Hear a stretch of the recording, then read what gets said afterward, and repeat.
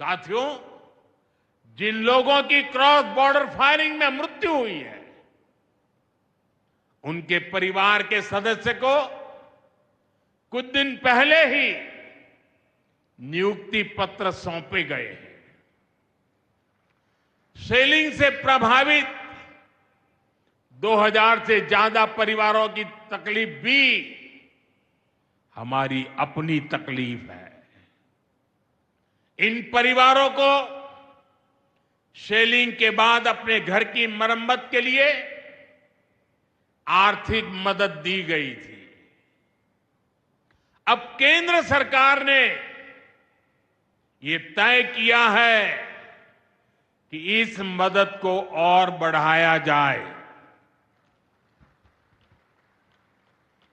आज के इस कार्यक्रम में मैं इसकी भी जानकारी आपको देना चाहता हूं। साथियों, जिन घरों में बहुत ज्यादा नुकसान हुआ है, उन्हें अब 2 लाख रुपए, और जो घर आंशिक रूप से क्षतिग्रस्त हुए उन्हें 1 लाख रुपए की सहायता अलग से दी जाएगी, अतिरिक्त दी जाएगी। यानी अब उन्हें पहली बार की मदद के बाद ये एक्स्ट्रा धनराशि मिलेगी। साथियों, हमारी सरकार बॉर्डर किनारे बसे लोगों को देश का प्रथम प्रहरी मानती है। बीते दशक में सरकार ने बॉर्डर के जिलों में विकास और सुरक्षा के लिए अभूतपूर्व काम किया है। इस दौरान करीब 10,000 नए बंकर्स बनाए गए हैं। इन बंकरों ने ऑपरेशन सिंदूर के बाद बने हालात में लोगों का जीवन बचाने में बड़ी मदद की है।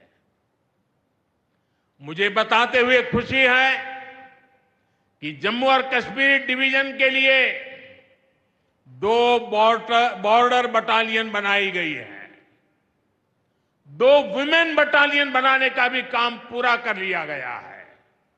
साथियों, हमारा जो इंटरनेशनल बॉर्डर है, उसके पास जो बहुत दुर्गम इलाके हैं, वहां भी सैकड़ों करोड़ रुपया खर्च करके नया इंफ्रा बनाया जा रहा है।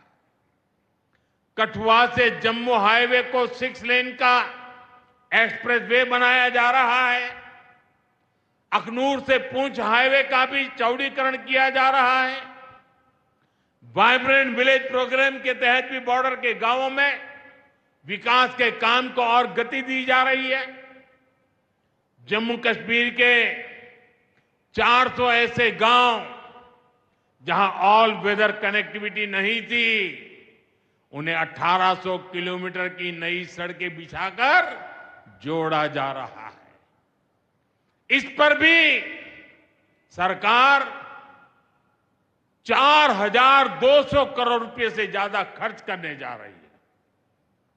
साथियों, आज मैं जम्मू कश्मीर के आप लोगों से, खासकर यहां के नौजवानों से एक विशेष आग्रह भी करने आया हूं, और जम्मू कश्मीर की धरती से मैं देश को भी आग्रह करना चाहता हूं।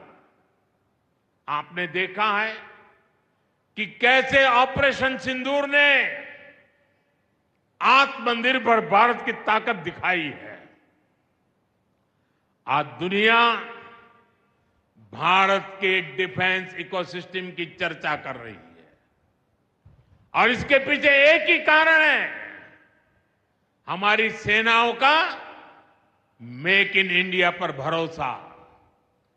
सेनाओं ने जो कर दिखाया, अब वही हर भारतवासी को दोहराना है।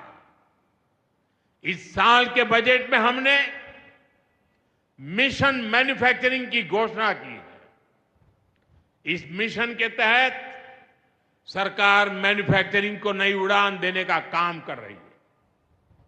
मैं जम्मू कश्मीर के युवाओं से कहूंगा, आइए इस मिशन का हिस्सा बनिए।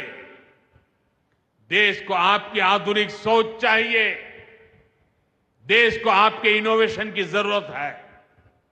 आपके आइडिया, आपकी स्किल भारत की सुरक्षा को, भारत की अर्थव्यवस्था को नई ऊंचाई देंगे। पिछले 10 वर्षों में भारत एक बड़ा डिफेंस एक्सपोर्टर बना है। अब हमारा लक्ष्य है दुनिया के टॉप डिफेंस एक्सपोर्टर्स में भारत का नाम भी शामिल हो। इस लक्ष्य की ओर हम जितना तेजी से बढ़ेंगे, उतनी ही तेजी से भारत में रोजगार के लाखों नए अवसर पैदा होंगे।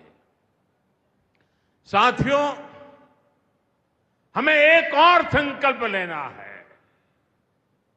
जो सामान भारत में बना हो, जिसमें हमारे देशवासियों का पसीना लगा हो, हम सबसे पहले उसे ही खरीदें। और यही राष्ट्रभक्ति है, यही राष्ट्र की सेवा है।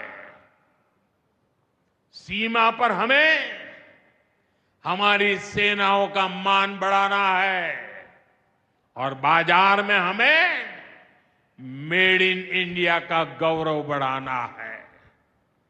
साथियों, एक सुनहरा और उज्जवल भविष्य जम्मू कश्मीर का इंतजार कर रहा है। केंद्र सरकार और यहां की सरकार मिलकर विकास के कार्यों में जुटे हैं, एक दूसरे को सहयोग कर रहे हैं।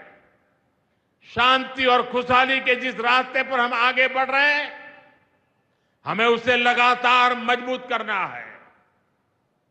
मां वैष्णो देवी के आशीर्वाद से विकसित भारत, विकसित जम्मू कश्मीर का यह संकल्प सिद्धि तक पहुंचे, इसी कामना के साथ आप सभी को फिर से ये ढेर सारे विकास के प्रोजेक्ट के लिए और एक से बढ़कर एक शानदार प्रोजेक्ट के लिए मैं बहुत बहुत बधाई देता हूं।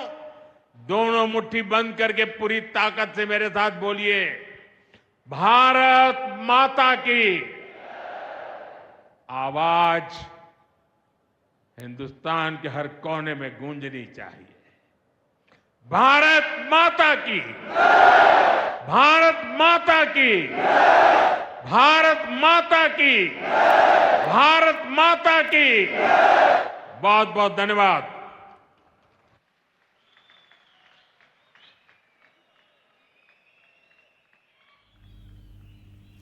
तो आप सुन रहे थे प्रधानमंत्री मोदी को जम्मू के कटरा से, और उन्होंने आज कहा कि दुनिया ने देखा कि भारत कैसे आत्मनिर्भर बना है, और आज जम्मू कश्मीर को कई ऐसे सौगात मिली है, और साफ तौर पर उन्होंने कहा कि जम्मू कश्मीर के विकास में कोई भी बाधा नहीं बन सकता है।